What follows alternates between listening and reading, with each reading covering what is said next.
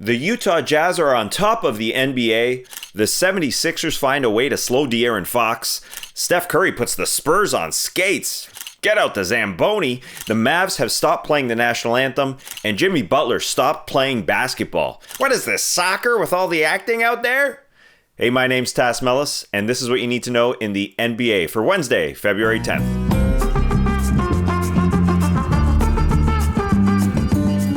De'Aaron Fox of the Sacramento Kings, he's taken the league by storm. He was player of the week last week, playing out of his head, and now he'll win the award of guy that teams and coaches focus on.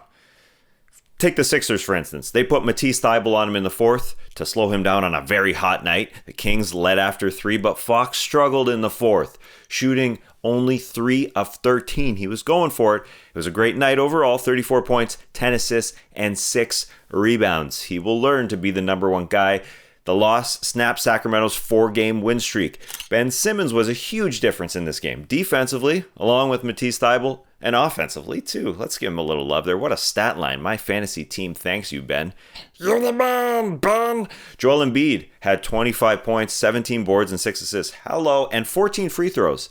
People don't complain about him getting to the line. Yet. The Golden State Warriors played the Spurs on back-to-back nights. This time the Warriors won. The difference was DeJounte Murray coming back to earth. He had a 27-point night the night before, down to 8 the following night. Steph Curry did the exact same thing. The exact same point total, 32 points, although it was nastier. I shouldn't say it was exactly the same. It was far dirtier. He did the Spurs oh so dirty, losing guys all over the place. Spurs were playing in their old Fiesta jerseys. Maybe they went back in time. Didn't realize that guys shoot threes now. Curry has hit 4 threes, in 12 straight games. That ties the second longest streak in NBA history. How consistent is that? MVP candidate Curry is up to second in the NBA in scoring at about 30 points per game. He's scored 741 points this season. Sorry to barrage you with the stats, but Michael Jordan is the only guy who scored more through his team's first 25 games at age 32 or older in NBA history. Old guy doing it. Yeah, Steph is old. He's almost 33. That stat via ESPN, and I cannot help but put a Michael Jordan stat in what you need to know when I see it. It's like a tick. I cannot help it. The Knicks and Heat played their second half of a doubleheader. It was an ugly game. It was nasty, filled with terrible acting performances by Jimmy Butler especially. He was withering on the floor, pretending to be hit in the eye. He said post-game he learned his acting from his buddy Mark Wahlberg. Derrick Rose made his debut for the New York Knicks, and Coach Tom Thibodeau was scrupulous with Rose's minutes. He played every one of those minutes with rookie Emmanuel Quickley. So not to worry, Knicks fans. To this point, Rose sang doing all the right things about bringing the young guys along, and he looked spry. He looked happy to be there, ready to be a vet. 14 points off the bench, although the Knicks lost as RJ Barrett couldn't tie it at the buzzer. He wants that one back, I'm sure. The Utah Jazz continue to shoot. They're shooting threes at a torrid pace this season, and it keeps leading to wins. The most wins in the NBA, in fact. They shot 48 threes against Boston on 84 field goal attempts.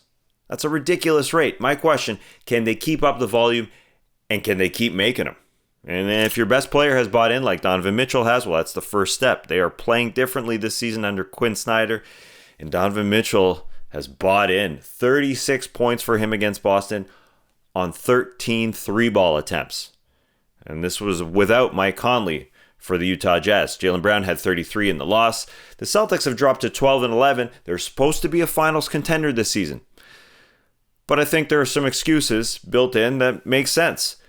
They've had a rocky season. Jason Tatum missed a couple of weeks due to COVID protocol. They're missing their starting backcourt. Okay, Kemba Walker is there playing, but he doesn't look like Kemba at all after coming back from that knee injury.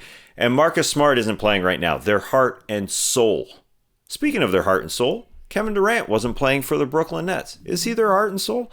I don't know. But they look despicable against the Detroit Pistons. Their big three continue to struggle. I guess it's a big two right now. They've lost 3 in a row. They let the Pistons walk all over them. The Pistons shot 56%. Wide open shot after wide open shot.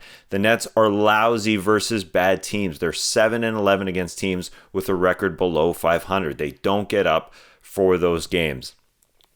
I think that Kevin Durant is their vocal leader. It's kind of strange to say that KD would be their vocal leader, kind of a quiet guy, but he's the one trying to get people amped. And maybe that's an issue, that they don't have enough of that. Their 3 straight losses are without Kevin Durant, essentially. He left that first game because of COVID protocol. He was angry. He threw a water bottle. Kyrie had 27 in this game, but he struggled to shoot the 3. He said his right index finger sprain, quote, sucks after the game. And it looked that way with the way he was shooting the 3. Jeremy Grant continues his most improved player campaign with 32 points for the Pistons in a win. The Pelicans have come around in a convincing win over the Rockets. Everybody looking good. Yeah, Zion Williamson played well. Yeah, Brandon Ingram had an efficient night. Yeah, Lonzo Ball hit 3 more threes. This is the best Lonzo Ball I've ever seen in the NBA. I enjoy watching him. But it was the bench chipping in for the Pels. Josh Hart, a 6'5" guard forward, 20 points, 17 rebounds. Oh my goodness, in 40 minutes of play. You know Stan Van Gundy is going to keep playing Josh Hart a ton. Kyra Lewis, the 19-year-old kid from Alabama, had 10 off the bench, and the player formerly known as Willie Hernan Gomez. Where's Willie? Oh, he's Guillermo now. 14 and 10 off the bench for them. Pelicans have won 4 in a row. It's a muddled playoff picture in the West. The Rocks are still a part of that playoff picture, but they desperately miss their best player, in my opinion, Christian Wood. No disrespect to John Wall or Victor Oladipo, who sat out the second game of a back-to-back. Portland beat the Orlando Magic. Damian Lillard scored 36 points, but Carmelo Anthony was the story. With his 23 points, he has moved past Oscar Robertson into 12th place on the NBA's all-time scoring list. Congratulations to Carmelo Anthony. The Magic just can't win these days. They're 3-14 in their last 17 games. The Dallas Mavericks have stopped playing the national anthem before games. The Athletic's Tim Cato reported that owner Mark Cuban was the one who made that decision, although there was no comment from the organization. The Mavericks are believed to be the first professional North American sports team to cease playing the anthem before games in recent years, although it is an NBA rule that teams must play the anthem. However, this season is different. An NBA spokesperson told The Athletic on Tuesday that, quote, under the unique circumstances of this season, teams are permitted to run their pregame operations as they see fit. Will this change the league's policy for next season? Will other teams follow the Mavs? The guys will get into it a little bit more on the full No Dunks episode here on Wednesday, and I will be back to tell you what you need to know as fast as I possibly can here on Thursday. I'll see you then.